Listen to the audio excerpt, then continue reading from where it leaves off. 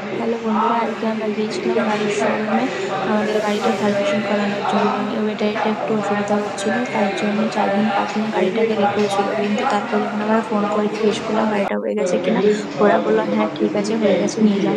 কিন্তু জেদ করে আমাদেরকে দেখুন বসিয়ে রেখেছে, আর পুরো আমার ছেলে বদমাইশি করছিল, আর আমরাও পুরো বোর হয়ে যাচ্ছিলাম। প্রায় 3 ঘন্টা বসে থাকার পর ক্লান্ত হয়ে গেলাম। পুরো দিন আমাদের কোনোভাবে কাজ চললো না। আমার ডাক্তারের কাছে অ্যাপয়েন্টমেন্ট ছিল, সেটাকেও ক্যান্সেল করতে হলো। আর আমি তো পুরো একদম রেগে ফায়ার।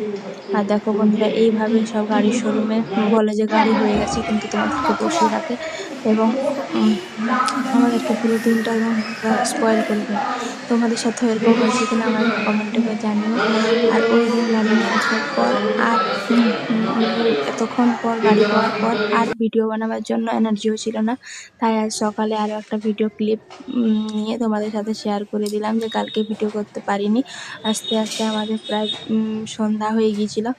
আর তারপর আমরা ওখান থেকে ফিরে এসেছি হয়ে আর ভিডিও করতে পারিনি। আজকের মতন ভিডিওটা এখানেই শেষ করছি। তোমাদের কেমন লাগলো ভিডিওটা জানিও। আর প্লিজ লাইক করে দিও, সাবস্ক্রাইব করে দিও, আর শেয়ার করে দিও।